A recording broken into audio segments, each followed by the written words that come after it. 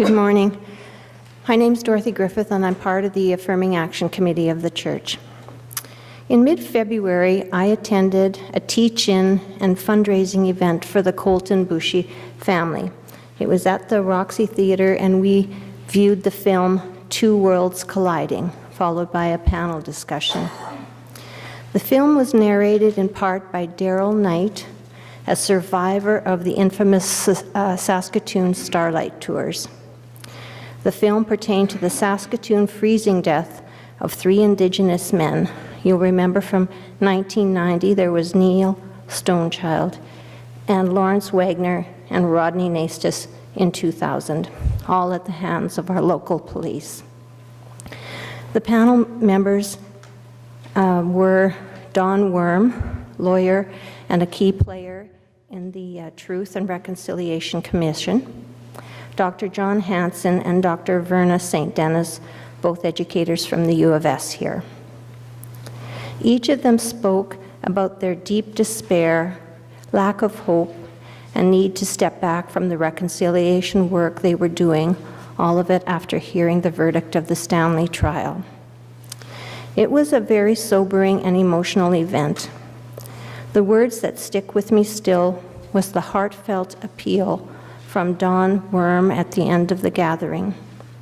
He said, "We need you, all of you, our non-Indigenous neighbors, all of our allies. We need you to stand with us." I guess I found these words really shocking, as I've never heard before an Indigenous person asking us to stand with them as witnesses to injustice. I've thought about this experience a lot, and it raises in my mind the question of what it means to be an ally. I've tried to answer that question for myself with reading and research I've done since that time. The Gage Canadian Dictionary says, an ally is a person or nation united with another for some special purpose, to unite by agreement. The online dictionary says it is to unite formally, as if by treaty. Either way, it is standing together, just as Don Worm asked. My personal journey of becoming an ally means first endeavoring to unlearn oppression, whenever possible by attending film nights and events around town, doing extra reading, and sharing my experience like I am today.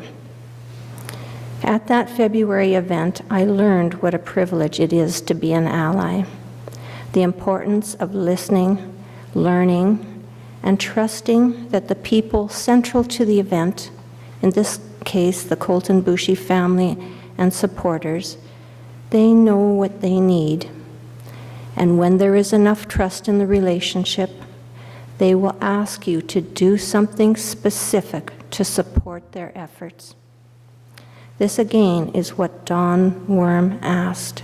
We need you to stand with us.